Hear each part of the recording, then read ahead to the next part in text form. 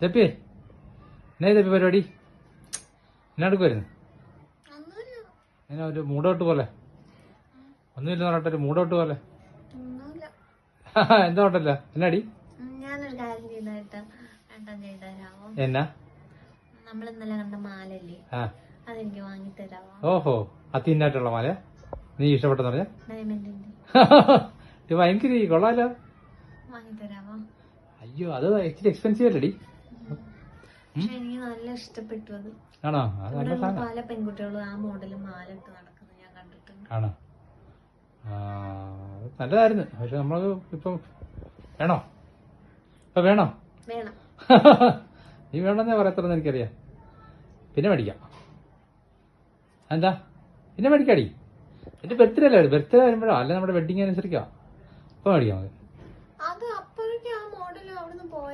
ഓ ആ മോഡൽ വേറെ അടിപൊളി സാധനം വരും. പക്ഷെ എനിക്ക് അതാ ഇഷ്ടപ്പെട്ടെ. അതാ ഇഷ്ടപ്പെട്ടെ?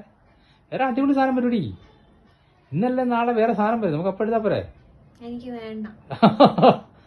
നമുക്ക് നല്ല അടിപൊളി സാധനം വരും എടുക്കാം. എനിക്ക് വേണ്ട. എന്താ വയലക്ഷയായോ? ദേഷ്യായോ? വാങ്ങി തരാമോ? നോക്കട്ടെ, നമുക്ക് ആലോചിക്കാം. ആലോചിച്ചാലല്ല ആലോചിക്കാന്ന് പറഞ്ഞിട്ട് വാങ്ങി തരാമോ? ഇല്ലേ വാങ്ങിച്ചു തരുന്നില്ല. പിന്നെ മേടിക്കാം.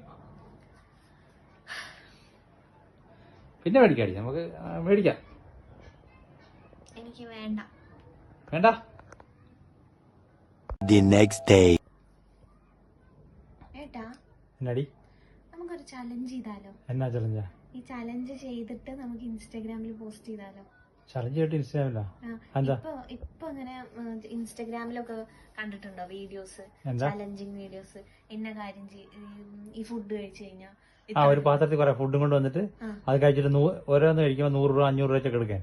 പിന്നെ ക്വസ്റ്റ്യൻസ് ചോദിച്ചിട്ട് ഈ ക്വസ്റ്റ്യൻസിന് ആൻസർ പറഞ്ഞാൽ നിങ്ങക്ക് ഇത്ര പൈസ തരാന്നൊക്കെ പറഞ്ഞിട്ടുള്ള ആ വീഡിയോസ് നമ്മള് നമ്മുടെ ഇത് ചെയ്ത പോലെ, സ്ട്രീറ്റ് ഫോട്ടോഗ്രാഫി ചെയ്ത പോലെ. സ്ട്രീറ്റ് ഫോട്ടോഗ്രാഫി ചലഞ്ചോ? അതുപോലല്ല, ചലഞ്ചിങ് വീഡിയോ ചെയ്താലോ? എന്നിട്ട് ഇൻസ്റ്റാഗ്രാമിൽ പോസ്റ്റ് ചെയ്താലോ? ചലഞ്ചിങ് വീഡിയോ എനിക്ക് മനസ്സിലായില്ല. എന്നിട്ട് നമ്മൾ ചെയ്യുന്നു അങ്ങനെ ഒരാളോട്. അപ്പൊ നമ്മൾ ഈ ആൾക്കാരോട് ചോദിക്കാൻ പോകുമ്പോഴത്തേക്ക് ആൾക്കാർക്ക് അവര് കറക്റ്റ് ഉത്തരം പറഞ്ഞു കഴിഞ്ഞാൽ അവർക്ക് പൈസ കൊടുക്കണ്ടേ? കൊടുക്കണം. നമ്മള് എല്ലാരും 100 200 ഒക്കെ വെച്ചിട്ടല്ലേ കൊടുക്കണേ. നമുക്കൊരു 1 ലക്ഷം കൊടുക്കണം. ആര് പൈസ ആരും കൊടുക്കണം. അത് നമുക്ക് ഗവർണർ മുതലാളി ഒന്ന് വിളിച്ചാലോ? മുതലാളിയുടെ ഇച്ചിരി പൈസ മേടിച്ച് നമുക്ക് ഇങ്ങനെ ഗെയിം നടത്തിയാലോ? അച്ഛനെ വെച്ച് ചെയ്യണ്ട, അച്ഛൻ്റെ പൈസ മേടിച്ചാൽ മതി. നമുക്ക് പറയാം അച്ഛൻ ഗെയിം നടത്താനെന്ന് പറയാം. ചലഞ്ചിങ് ഗെയിം പറ. എന്നിട്ട് നമ്മള് ആൾക്കാരെ മീറ്റ് ചെയ്യുന്നു, അവരോട് പറയുന്നത് ചലഞ്ച് എന്ന് പറയുന്നത് പൈസ കൊടുക്കുന്നു. അപ്പൊ ആ പൈസ നല്ല എമൗണ്ട്. 1 ലക്ഷമോ?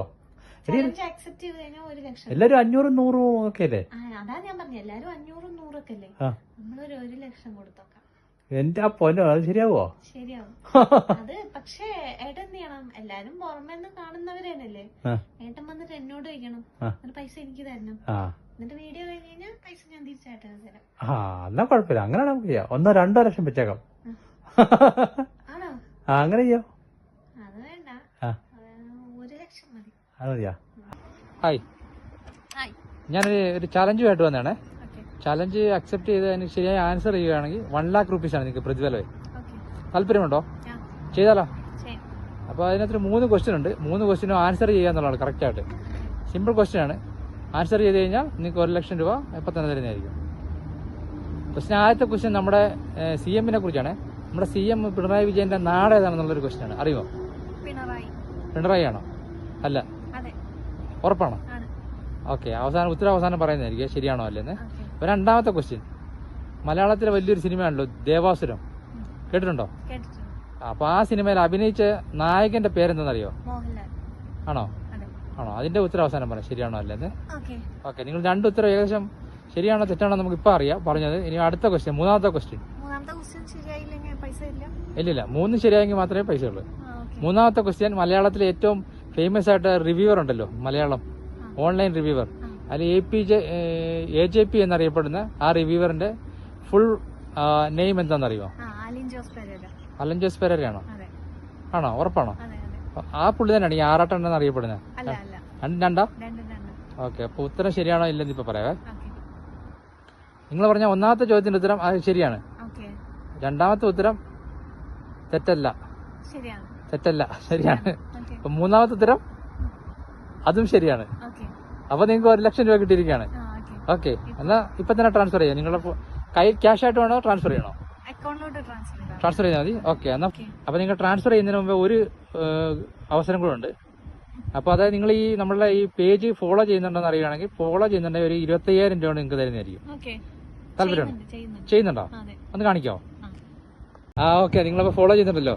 അപ്പൊ നിങ്ങളുടെ സമ്മാനത്തുക 1 ലക്ഷം രൂപയും ഈ ഫോളോ ചെയ്യുന്നതിന്റെ 25,000, അപ്പൊ 1.25 ലക്ഷം രൂപ ഇപ്പൊ തന്നെ ട്രാൻസ്ഫർ ചെയ്യാം. Okay thank you.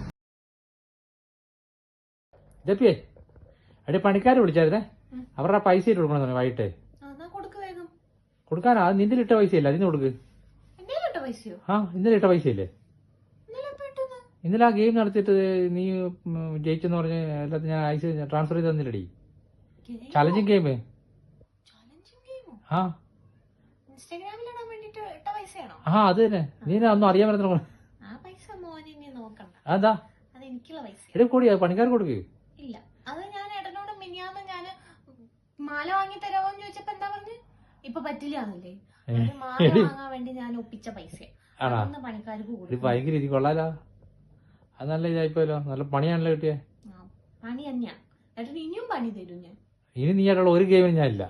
എല്ലാ പരിപാടി നിർത്തി, ഗെയിം നിർത്തി, എല്ലാ പരിപാടി നിർത്തി. ഇത്രയും വലിയ ഗതി കെട്ടവൻ ഈ ലോകത്ത് വേറെ ആരെങ്കിലും ഉണ്ടാവും എന്റെ കർത്താവേ.